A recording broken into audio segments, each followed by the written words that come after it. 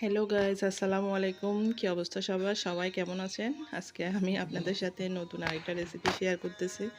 পুরান ঢাকার অথেন্টিক, এটা হচ্ছে মোরগ পোলাও রেসিপি। খুব মজার একটা রেসিপি, তো আপনাদের সাথে শেয়ার করতেছি। তার জন্য এখানে আমি প্রথমে মাংসটা রান্না করে নেব। এর জন্য আমি এখানে পরিমাণ মতো তেল দিয়ে দিছি।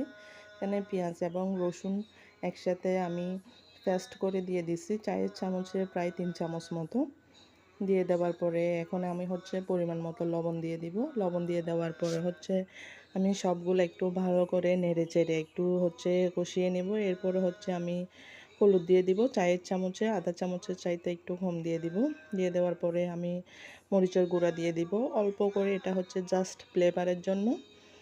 এরপরে হচ্ছে আমি এখানে মশলা দিয়ে দিচ্ছি আধা চামচ, এবং জিরা দিয়ে দিছি অল্প করে, আধা চামচের চাইতেও একটু কম। এগুলো হচ্ছে সবগুলো চায়ের চামচে। এরপরে এখানে হচ্ছে আমি বাটা ওই মশলা দিয়ে দিছি হচ্ছে এই আধা চামচের চাইতেও একটু কম।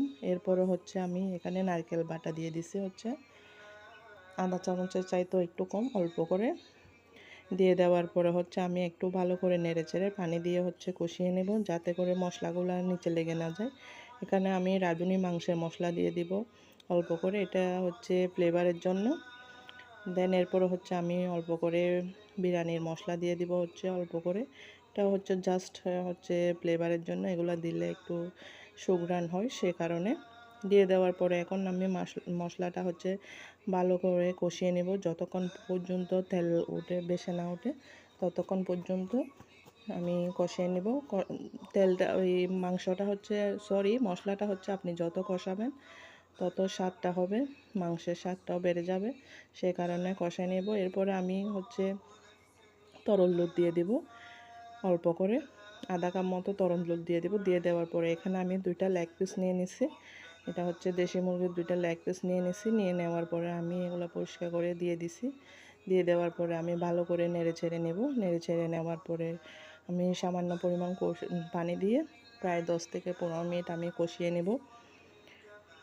কষিয়ে নেওয়ার পরে এখন মাংস যখন একটু হয়ে আসে তখন আমি পেঁয়াজ বেরেস্তা করে রাখছি, এখানে আমি হচ্ছে পেঁয়াজ বেরেস্তা দিয়ে দিছি। এটা কোরমার স্টাইলে করা হচ্ছে, এটার উপর হচ্ছে আপনার ওই মানে পোলাওর স্বাদটা বেড়ে যাবে, সে কারণে। দেন এই তো আমার মাংসের রেসিপি হয়ে গেছে, আমি নামিয়ে ফেলছি। এখন হচ্ছে আমি কড়াইতে পরিমাণ মতো তেল দিয়ে দিছি। তেল দিয়ে দেওয়ার পরে হচ্ছে আমি পোলাওটা রেসিপিটা করে নিব। এরপরে আমি পেঁয়াজ কুচি দিয়ে দিছি এখানে 2টা মতো। এরপরে পোলাও পাতা দিয়ে দিচ্ছি। এখন সবগুলো একটু ভালো করে আমি বেরেস্তা টাইপের করে নিব। যখন হয়ে যাবে তখন এখানে আমি পোলাও চাল নিয়ে নিছি প্রায় 1 কেজির চাইতে কম, অল্প কম, মানে আমাদের ফ্যামিলির আন্দাজ আমি নিয়ে নিছি। আপনারা চাইলে আপনাদের ফ্যামিলির আন্দাজে নিয়ে নিতে পারবেন। আমি তারপরে 1 প্যাকেটের মধ্যে আমি প্রায় আধা প্যাকেটের বেসরদক দিয়ে দিছি। দিয়ে দেওয়ার পরে হচ্ছে আমি এখন তেলের সাথে একটু ভালো করে ভেজে নিব। তেলের সাথে ভেজে নিলে কি হয়, এই পোলাওটা ঝরঝরে হয়, সেখানে হচ্ছে তেলের সাথে ভালো করে ভেজে নিয়েছি। ভেজে নেওয়ার হচ্ছে পরে হচ্ছে পরিমাণ মতো লবণ দিয়ে দিছি। এরপরে পানি দিয়ে দিছি আমি 1 কেজি চালের পরিমাণ আন্দাজে পানি দিয়ে দিছি। পানি দিয়ে দেওয়ার পরে দেখেন আমার পোলাওটা এখন প্রায় হয়ে যাচ্ছে। এখন আমি চুলার আঁচটা ছোটো করে দেব। ছোটো করে দেওয়ার পর দেখেন এখানে হচ্ছে আমি অল্প ফুড কালার দিয়ে দিব। এটা আমি ইয়েলো ফুড কালার দিছি, আপনারা চাইলে যে কোনো ফুড কালার দিতে পারবেন। এরপরে আমি ঘি দিয়ে দিছি।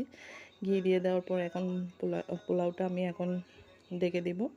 ঢেকে দিয়ে এটা আমি এখন মানে সিদ্ধ না হওয়া পর্যন্ত ভালো করে দমের মধ্যে রাখবো। এই তো আমার দেখেন হয়ে গেছে। এখন আমি চিকেনটা দিয়ে দিব উপরে। আপনারা চাইলে এখানে ডিমও ইউজ করতে পারবেন, আমি ডিমটা ইউজ করি নি, আমি অনলি শুধু চিকেনটা দিছি। দিয়ে দেওয়ার পরে মাশাআল্লাহ খুব সুন্দর একটা কালার হয়েছে। এখন আমি উপরে পেঁয়াজ বেরেস্তা দিয়ে ভালো করে সুন্দর করে ডেকোর করে নিব। ডেকোর করে আর একটু দমে রাখবো। দমে রাখার পরে ইনশাল্লাহ আমার এই মোরগ পোলাও রেসিপিটা খুব হয়ে গেছে, একদম হয়ে যাবে পারফেক্টলি। তো আমি খেয়ে অবশ্যই ভয়েসটা দিচ্ছি, খুব মজা হয়েছে। আমার হাজব্যান্ডটা অনেক সুনাম করছে, বলতেছে তুমি তো একদম জামাল হোটেলকে হার মানাই দিছো।